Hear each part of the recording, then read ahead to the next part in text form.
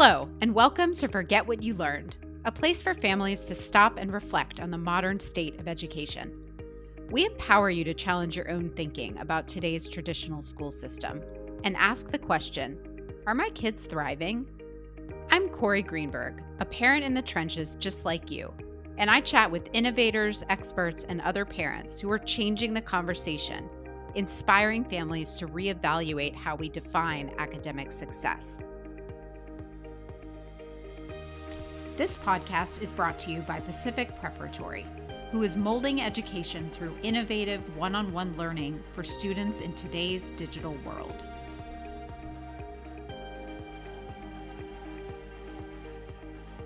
If you're a parent of a student with a learning difference, you've likely spent years advocating for accommodations, extra time, quiet rooms, flexible deadlines. But what happens when your child heads to college and those supports aren't guaranteed or don't work the way you'd hoped? In this episode, I talk with Elizabeth Hamblett, a nationally recognized college learning disability specialist and author of 7 Steps to College Success. Elizabeth shares why so many students lose access to accommodations after high school, what documentation colleges actually require, and what the research shows about which supports make a real difference. More importantly, we discuss the essential skills students need to succeed, skills that go beyond paperwork. If you're preparing your child for college, this episode will give you a clearer, more grounded path forward. Coming to you with a very important correction. Elizabeth wanted to let you listeners know that her brain and her mouth were not communicating during this conversation. Her words, not mine. And she asked me to provide a very important correction. Section 504 is part of the Rehabilitation Act of 1973. It is not part of the Americans with Disabilities Act. Both laws prevail over colleges. Happy listening. Hello, and welcome to the show. If you're a parent of a student with a learning difference, or you work with one, you've probably heard or experienced how important accommodations can be. Extra time, reduced distractions, note-taking help, for example. But what if the accommodations that families fight so hard to secure don't actually help in the ways we think? Today, I'm joined by Elizabeth Hamblett, a college learning disabilities specialist with over 20 years of experience helping students with disabilities transition to higher education. She's the author of 7 Steps to College Success, a pathway for students with disabilities, and a nationally respected speaker and writer on this topic. In this episode, we'll unpack the gap between what students receive in high school and what they can expect or not expect in college. Elizabeth can share why documentation is often a barrier, how colleges determine who qualifies for support, and why teaching executive functioning, self-advocacy, and self-determination is often more impactful than any accommodation. It's a conversation that may challenge what you thought you knew about support and will hopefully offer a clearer, more empowering path forward. Let's get into it. Thank you so much for being on the show today, Oh, Elizabeth. thank you for having me. I appreciate the opportunity. Oh my goodness. Okay, where we're going to start. What I would like to start with is some just like logistics and syntax that I think everyone needs to understand. So when Okay. we think of accommodations, let's start with kind of high school. Okay. What accommodations are we talking about? And we could take, ADHD for example, because I'm assuming that that's like the widest range of kind of you know, um, a diagnosis where we're getting accommodations, Oh, maybe. that's an interesting question. So I love that you are talking about syntax and vocabulary because, and I actually even have a blog post on this on my main blog, the difference in the terminology that we use at the college level. So you asked for examples of high school accommodations. So some things that do get approved at both the high school and the college level are extended time for tests. So like 1.5 times is sort of a standard in this country, actually. So if it's a 2-hour exam, the student with 1.5 gets 3 hours to take it. What's interesting is having seen disability documentation from students coming from other countries, they start at 1.25. that's more their standard. So it's just sort of an interesting perspective. Mhm. Um, for students with ADHD, for instance, permission to take testing in a room where distractions are reduced. And when we talk about vocabulary, one of the things I try and teach folks as I go is, so it's not unlimited test time, and it's not what's the other expression? Untimed testing. So sometimes that's the way it's phrased in a high school plan, but we will not say yes to that, because then the student who wants 7 days to take every exam, if we've said yes, obviously we would have to do it. So there's no such thing as a distraction free site. So, depending on your school setting, maybe you were able to take your tests in a room all by yourself. Not everywhere, but at a lot of colleges, a proctor has to watch you take your test. So you might be in a testing center where there are a bunch of booths that people sit in, and there's a proctor watching everybody. Sometimes you're in another classroom with a bunch of other students also taking accommodated testing. So it's good to start to get used to the vocabulary in that way. Um, some of my colleagues talk about note taking accommodations as this sort of, and it's a broad category, but that can mean a variety of things. So, very often when students come, and this is just anecdotal, I'm not saying I have numbers behind this. My experience is very often when students ask for note taking, what they want is copies of a peer's notes. Mhm. So, copies of a professor's notes are, as the kids say, not really a thing. And again, I want to also make this point. There are more than 4,000 colleges in this country. I would be idiotic if I said to you, I know what happens at everyone. So, what I'm Right. trying to say when I talk about what is or isn't commonly approved, I just want to make the point, this is what I'm seeing in my community. We don't have a lot of research on this stuff. And what we have is, at this point, almost 15 years old. So I just want to start to give you a sense of these things. So it might, note taking accommodations could include permission to use your laptop to take notes. It could include permission to record the lectures. Not often video recording. Generally just audio recording. And now there is technology, right? Like, so I use Otter AI Yep. to create captions for videos when I talk to people like we're doing today. And it can do that for conversations. Or there's a program called Glean, Glean, that your listeners might be interested to hear, that colleges don't have to give students that software, but we might choose to do so for free, but we don't have to. The accommodation is the permission to record. The individual tool the student uses to record the lecture is their responsibility. Okay. But But you're saying that they, in general, colleges will approve students being able to take notes in those different ways. when they find them eligible. So, as far Okay. as peer note taking goes, there's no research on this, there's no current data, but just anecdotally in my community online, when somebody asks a question about this, of the people who respond, and I think it's really important to have all those caveats, most of my colleagues are saying we have moved away from human note takers. We want students to take their own notes. The purpose of a note taking accommodation, by the way, is to fill in the gaps in the student's own notes, not to replace their own notes. And so, what some of my colleagues have said is students have gone through high school and they've never taken notes for themselves. Right. And, Right. well meaning teachers have provided them with structured notes or a copy of the teacher's notes. And it doesn't help to build the skills that they will need at college. Um, and I also want to make this point. So, those are just a handful of things that we do. That's kind of the basics, to be honest. One thing that people need to be aware of, students who are accustomed to getting more time to write their papers, to turn in their assignments. Um, Let me just see. Right, here we go. In the appendix of my book, I had gone through the data from this longitudinal study. So, 72% of the students in that cohort were given additional time to complete assignments in high school. 6% got it at any kind of post secondary school.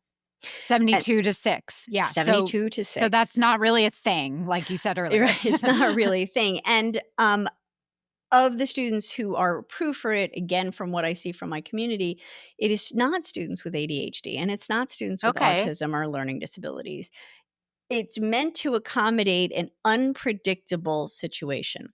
So, students who have medical or mental health disabilities, and I use the word disabilities, and we can talk about that in a minute, Mhm. disabilities that have unpredictable flare ups at the time of one of these would get an extension on a paper or whatever is due at that time. Okay, that makes sense. But even they don't get what we sometimes refer to as a blanket accommodation, where anytime there is something due, that student gets 2 weeks. Because at college, unlike often in high school, things are not due the next day. Right. They have more built-in time for those assignments Right. anyway. And Uh-huh. I understand students with ADHD and other kinds of disabilities struggle with executive functioning. They are expected to figure it out. And so it's really important to work on those skills. And what was I going to say? With the deadline extensions too, I think homework that's due the next day. So sometimes in a class you have to read an article and do what's a response, and somebody else has to read, and then you respond to somebody else's response. Those things are not. It would be a fundamental alteration to give extended time to get that done because the class will have moved on and you will Right. not have done that stuff. Right. Well, that makes sense to you, but I understand this is new to people. Yeah. And then I just want to, since we're talking about vocabulary, um, uh, when you go on a college disability services website, which you're going to do after you read my book and learn why you should, when your student is looking at colleges, you may see a statement that sounds kind of out of left field and maybe a little severe. And it will say something, because I've seen it when I've done research for different presentations, something effective: Hamblet University Disability Services, we provide reasonable accommodations, but not modifications. And you may be thinking, well, what the heck does that mean, right? And if you go to the literal vocabulary of Section 504 of the ADA, which is one of the laws in place, by the way, Subpart E, not Subpart D, which is totally different, Okay. and And do people Subpart get that D, confused? uh, Subpart D is K-12. Subpart E is for post-secondary, and this is part of the reason why these things are different. They're very different parts of the law. They have very different, I should say, mandates and requirements. And in fact, um, Subpart E gives colleges 4 categories of accommodations that they don't have to give. And so when I talked about the fact that we don't have to give students that technology to record their and create a transcript of their lectures, it's because we don't have to do anything that would mean providing a personal service or device. And my colleagues interpret that as meaning we don't have to provide the software. The accommodation is permission to record. Mhm. And so modifications. So the laws and the Americans with Disabilities Act, the laws use the words modification and accommodation interchangeably. But at the college level, we would consider a modification anything that changes the expectation for what the student's going to turn in, or what the test, responses will be. And so things like, you don't get to write a shorter paper. You don't get to turn in a video if it's supposed to be a 10-page paper.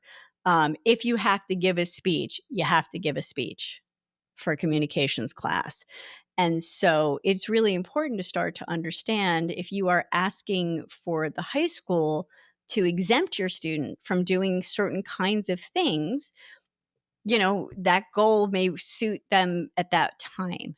But for the long term, if what they'd like to do is get to a traditional college environment, that may not be preparing them well for it. Okay, I think this is very important to even just rephrase this in what you just said in layman's terms, because I can tell you as a parent, I only recently learned about what you just said. So so Mhm. the the point is that the law, actually the ADA that governs K-12 and college, actually has different standards for what is allowed at the high school and under level versus what is allowed at the college level. So actually, specifically, it's Section 504. So 504 Okay. was written in 1973. The ADA was written in 1990. And do not go talk to a historian and challenge what I've said based on what I say. But essentially, my understanding is, and Congress thought we needed more rules. But 504 is the one that provides like 95% of the guidance for colleges. Most of what we have to do and don't have to do is written in 504. Okay. And so, one thing that's very confusing, and I try to drop this in every podcast, is there are enough people, I think, who understand. Notice we have not talked about IDEA at all. Right. Individuals with Disabilities Education Act. And that is because it does not apply to colleges. So, the expression we use is your student's IEP when they graduate or if they age out of the K 12 system, it expires. It is no longer a plan anybody has to follow. If they go on to, let's say, Department of Developmental Disabilities, that's a different kind of plan from what I understand, which is very little.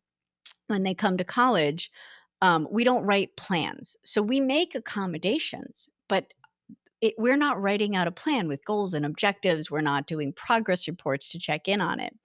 Now, people think, aha, 504 plan. But Elizabeth, didn't you just say 504 prevails over colleges? But because we are under Subpart E, those 504 plans aren't valid either. Okay. And so I spend some time online. I also do professional development and I go out to conferences. And I have had people say, our school district moves everybody from an IEP to a 504 senior year or at the end of senior year because they think the 504 carries over, it travels. They're not valid plans we have to follow. Got it. So we Yeah. might look at it as what we call documentation of your disability to show that you had been approved for X accommodations in your high school, but we're not obligated to provide those. Doesn't mean we won't. It just means it's not an obligation. Yeah, and as far as going back to the vocabulary piece, the Yeah. other thing I know you wanna talk about, I wanna hear about is the word disability and how it is Yeah. different in the it is a technical term that is necessary and used in the college space, and in the K-12 space, we sort of use the word learning difference or, Right. it's a little more strengths-based, but Mhm. when it comes to college, you have to use the word disability because that's what qualifies you, right? For Right. So, I mean, and when I say you have to, that's not in the law, and maybe my colleagues view things differently. But what I try to remind people is there is a definition of disability in both Section 504 and the ADA, and so it is not the Americans with Differences Act. Mhm. It is meant to accommodate students or individuals with what, and the wording in the law is, if they are substantially limited. And so there are folks in my field who would argue we all have learning differences, right? I'm Yeah. pretty good at some things. I'm not good at some other things. Those are differences differently than my husband who's got a different kind of, ability. He's very good at math and science. I am not. So well-meaning people, I think, use the term learning differences, and I appreciate that. I appreciate the advocacy and the young people who identify in that way. And of course, now we have neurodiverse and Mhm. neurodivergent. Um, and I'm not saying that if you go to Hamblet University's Disability Services office and say, I have a learning difference, that in and of itself would be disqualifying. You still need to turn in, at most places, documentation that shows that you have what substantiates like a substantial limitation. Yeah. And so that is something that I think, um, and I think I have a post on this as well, that it being transparent with your student, I think, is really important. And so I was just this afternoon interviewing my friends who are the college autism experts, and they talked about sharing with your autistic student their diagnosis and some Yeah. understanding of that, because if you don't, they will eventually have to speak for themselves. But what they also Mhm. said, which I thought, and I've seen this because I've talked to students over 25 years, and is that if you don't share with them, they're the conclusion they may draw is that they're stupid Mhm. and that you won't tell them because it's so bad. Right. And so, again, that's not science. It's just my opinion. So send all the complaints to me. But there were some great anecdotes in a study that was done in 2012 of students who didn't register with their college disability services office. Well, they compared them over 3 semesters, their first, second, and third semester. And when they interviewed the ones who did it later, one of the young women said, "Well, they just kept telling me I had a learning difference and I had no idea what it meant and what kind of help I needed." And it took me a while to figure that out at college. Yeah, and I think that's an issue that, I mean, it's a really broad issue and lots of facets where, when kids are young, I mean, maybe all the way through high school, some parents have had to really advocate for their kids to get those accommodations or Mhm, to mhm. put them in the right school environment or help explain what it is that is difficult for their kids about school and make sure those needs get met. But then maybe what's missing there is that transition or that help from the parent going to, like, the self-advocacy piece of, like, Which is so well, you're gonna important. be on your own pretty soon, and you have to go in that office, like you said, and say, "I have autism and I need to apply for this kind of thing." Exactly. Yeah. Exactly, yeah. So, look, it is my firm belief parents do everything they do out of love for their children and the belief that it is best for them, and we're gonna have disagreements across the field about what is best. So that is just my opinion based on my own experience and what some of the research tells us. And some of the research, says that some of these accommodations are actually not tied to success of students, right? Isn't that a study that has come out sort of recently? Well, yeah. So I think what you're referring to is in that longitudinal study. So this one went on. They collected data for 10 years, and I think data collection went on from 2000 2010. So that tells you. And they did do a third study, but unfortunately, that money has been cut. So I don't know if we'll ever see any results out of that one.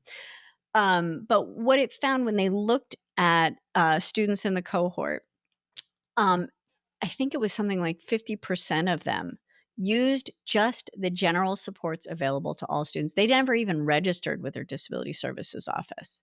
And so, or they I can't now, of course, I'm forgetting it, or they did both. But in other words, I think it was 50% did not. I'd have to read my own book again. Um, but I think that that's really important because accommodations alone, and I have a blog post for this too. I'll try and remember to send you all this. Based off of that study, if you have been going to class and you don't understand the content, it doesn't matter how long I give you to take your test. And so that is self advocacy. If you are confused, you got to go to office hours, Right. or find out if there's tutoring on campus. And I think too often there are folks focused so much on the accommodations and trying to make things less painful for their students. And again, that's out of love and good intentions. But it doesn't necessarily prepare them well to advocate for their own needs. It may put them in classes they're not really ready to process because they've had the kinds of help that we don't provide. So today earlier we were talking in this conversation about students being prepared with study guides prepared by a professional, a teacher. Those are not things we do. So students really do need to learn how. And look, most of us didn't always figure out what we were supposed to study before an exam. Yeah. And hopefully we learn the next time to try something differently. Yeah. So I think that we need to be really knowledgeable about the kinds of things that are happening at the college level, what's not being approved, so that we spend our students years, working them up to that. I'm not saying, to be clear, I'm not saying take your students' accommodations away. I recommend all the time that as the transition into high school from middle school is happening, that is a really good opportunity to take stock of where the student is skill wise and where they would need to go to be ready for whatever kind of environment they want to go to next. And I recognize, and I sort of shudder at this notion because there's so much pressure on so many students in a lot of communities to like all they ever hear is college, college, college. It's Yes. not true everywhere, but it is in some places. And so to be a voice heading to the let's talk about college freshman year makes me cringe. Yeah. But if you are starting a student off freshman year with a ton of adult support, and maybe you think it's appropriate to provide them with teacher created study guides, what is the plan over 4 years? Yeah. Where are we going to find somebody to teach them the skills they need? First of all, what are the skills that they need? And so you do have to have the long view. One of the things that I write about too is if you are going to not require a student, we keep talking about exempting them out of the things that their peers are doing. Foreign language or certain levels of math required just to graduate from their own high school. Those are decisions that I hope are made with the students' input because colleges don't have to adjust their admission requirements. And so if Hmm. you want to get into Hamblet University and you haven't taken 4 years of foreign language and that is just for everybody an admission requirement, you're not eligible for admission. And That's so interesting. yeah. Honestly, like at Pacific Preparatory, we've had students take ASL, American Mhm. Sign Language, Yeah. with us in place of the foreign language requirements. Are you saying are there some cases where that would disqualify them for admissions No, or it still qualifies as a language. okay, okay, got it. But students who don't take anything, Yes, I see. or if their high school requires 3 years of math and they only take 2 levels. Right. And so I think it comes as a surprise to people because of the exemptions that, some of the high schools are making for somebody to say, "No, this is where the rubber meets the road." If you haven't done that, it doesn't by the way, it does not mean the college will not admit them. Over many years, I have heard anecdotes where somebody says, "Oh, my kid got into whatever university even though they required it." But I Yeah. can't speak to why that student got in, whether that means the same for you. So I think it's all about and we talk all the time about student self-determination, the ability Mhm. to make decisions for themselves.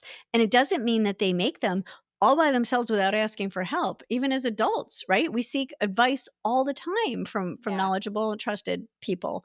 But it does mean that we don't make the decisions without saying to them, this is what we think we're going to do for you. We think it will be more comfortable. You'll be more successful. You won't spend all those hours on that. But what it may mean is you won't be eligible for, admission at schools. And unless the student says, oh my gosh, yes, Hamblet University is the place I absolutely want to go. I've loved it since I was 5. Um, it may not matter. Yeah. But I don't think we should make those decisions without at least explaining those consequences to students. Well, and Potential the before consequences. that, like we were talking about earlier, that requires you to have an open conversation with your child about their disability Mhm. and what it means for them Yeah, and not sort of shielding them from the reality of that. And teaching them ways to talk about it, right? I love that. Yeah, Yeah. absolutely, absolutely. You also say, Elizabeth, that, if your student has really only been successful through high school with very high or heavy scaffolding from adults, that maybe going right into a four-year college is not the best move. Like, so in that way, you're recommending what exactly?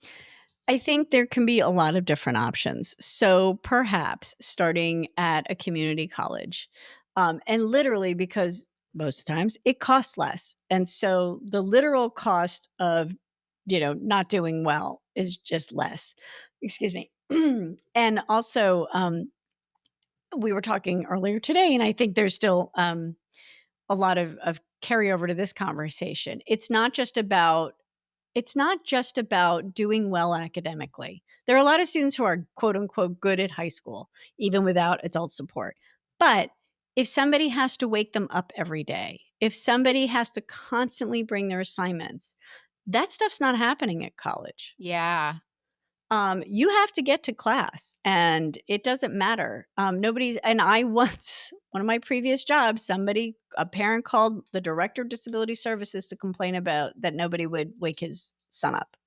Oh my goodness. Yeah. Yeah. And so having those realistic expectations, it could mean working for a year and just maturing a little bit more, being responsible for themselves. Again, if this is executive functioning, getting yourself to work on time with the stuff that you need. So there, and I think it's Eric Endlich, the college consultant who says so many wonderful things, and in very succinct ways. And he says it's not binary whether you go straight to college after high school or you never go. And Hmm. so, you know, at the same time that I want to make sure families aren't keeping back students who are ready to go out of some kind of fear. I also want to remind parents that nothing magical happens when a student goes off to college. And in fact, the opposite of magic may happen.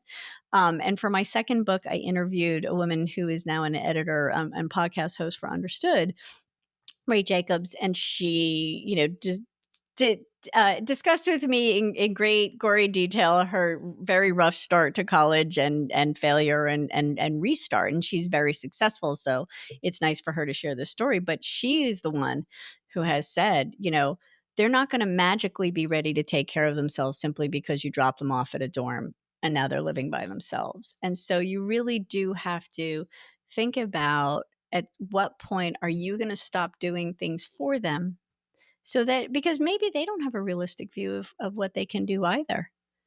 And, the literal cost, as we talked about, of failure at college, and the emotional cost of failure at college is really, really tremendous. And, they get one more semester usually to kind of get their GPA up. And that's another thing to think about. So every college, I don't know about lots of colleges have a minimum GPA a student has to keep in order to be eligible to stay there.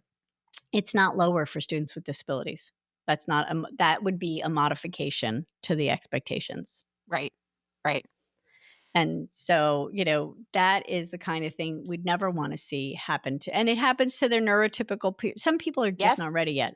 They're Yes. just not. I mean, the stats on for they don't even keep, to my knowledge, the US Department of Ed does not even track 4-year graduation.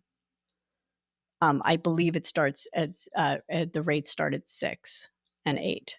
Interesting. And again, correct me if I'm wrong. I have not dived into the National Center for Educational Statistics in time, but I have done so many times over years. So there are lots of reasons why some people don't finish school. It's also not all just 18-year-olds going to college. There are a lot of adults who are working, who have families, who go to college. So Yeah, it's not just the 20, most selective, highly selective colleges that everyone likes to talk about. There's, like you said, 4,000 right, 4,000 colleges. 2 and And 4-year schools. Yeah. I mean, that's another aspect of this conversation is if you have a student who, has executive function challenges, has been heavily scaffolded through high school, Mm, maybe even if they have the academic ability to go to a top college or one of these more like a larger school, maybe a smaller school that's more nurturing, that has sure. more of those general supports you mentioned, is Mhm. a better option for those Right. students. Where it's more comfortable to go talk to a professor.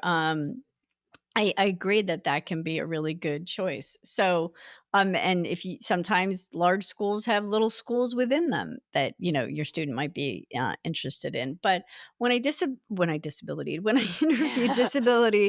been a long day, disability services directors for my book, and talk to them about what do you see in students who are successful and those versus those who are not. One of the things that I think would surprise a lot of people is emotional resilience. Again, we Oh, always okay. think if it's just academic ability and you can get your paper written in time, but you know, it's life. It's life somewhere else. And if, a lot of students, I think, and again, this is just me talking, I have no stats. I think there's a shift in expectations at college. I think a lot of students make adjustments. Maybe students who've gotten straight A's in high school don't get straight A's their first term in college. And how do you handle it if an exam does not go well?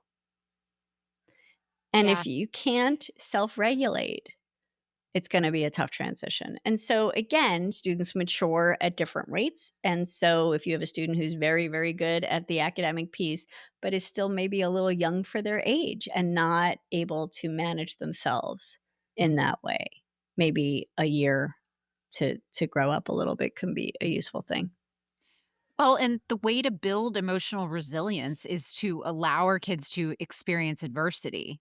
Is Oh, yeah, not to Cory. be the snowplow parent.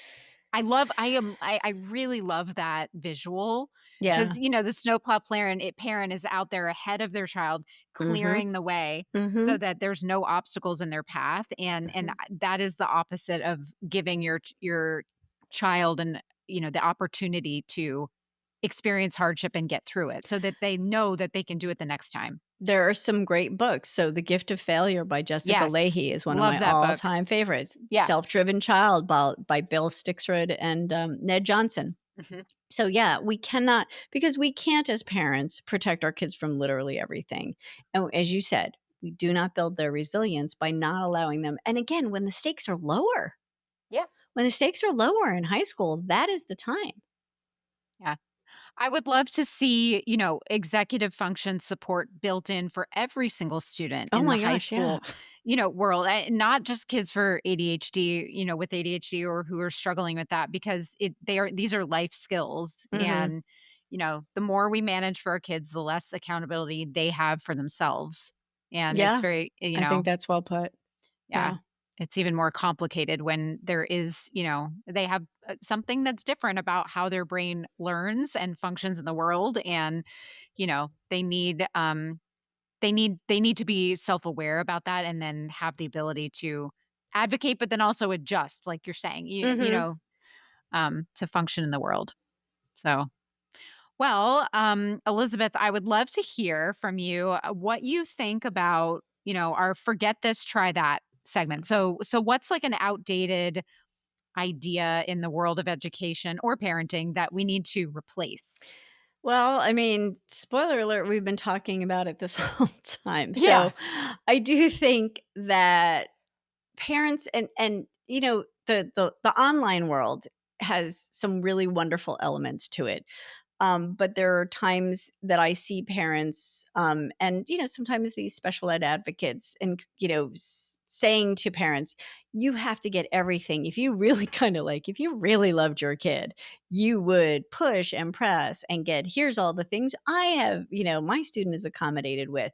And again, maybe that is exactly the right mix for students, but I do think that we have to keep while we're accommodating that one eye on that and one eye on where the skill deficits are that the accommodations are for and how are we going to build that up. And maybe there are students who will just never be able to do certain things, but then also our expectations for what they're going to do after high school may need to be adjusted.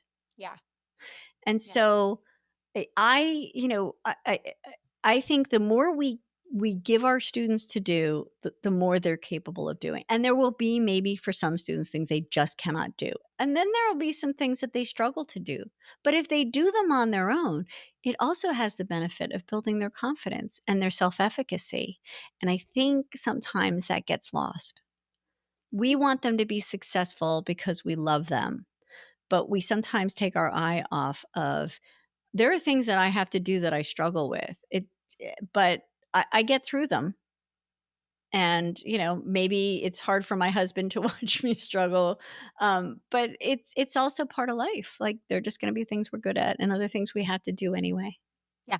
And we learn from the failure, from The Gift of Failure. I love that book, and Oh that's my God, exactly such a her good whole book. theme is that you Yeah. you learn and grow from that. So, Yeah. yeah. Oh, I love that. Okay, lastly, before we close out the show, where can people find you, Elizabeth? Where can they find I mean, I'm assuming they can find your book on Amazon really They can easily, find my but book where on where else Amazon. can they find you? Although I would suggest they go to bookshop.org. Okay, Or if they have an bookshop.org. independent bookseller in their town, but if they don't, they can order it through bookshop.org and support an independent bookseller. You can Love also that. order directly from my publisher, which is now Bloomsbury. And on my site, there's a page about the book, and there's links to the book right in all those places. So my site name is LD Advisory, LDADVISORY.com. There is under free resources a blog with more than 50 posts, all very focused on this kind of college transition stuff. under free resource. There's also all the tools for college students that I use in my work with them, all available for free on there. I have a YouTube channel where you can watch interviews with other people, webinars that they've done for me. That's all there and that's free. And I've just started Substack because I Yes, have getting some on the Substack bandwagon. I love it. you know what?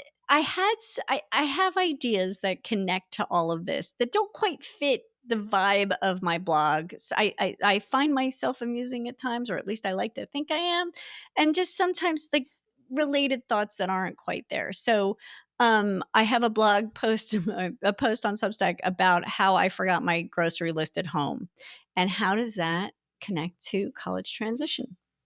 I love that. Okay, and so where can they find your Substack? Is that on your website? I better link to it. I don't think I've done that, but I'm hoping if you go to Substack and search for my name, you can Then you'll find find it. it. Okay. Yeah. Well, we can put it in the show notes too Okay, for everybody great. to find you.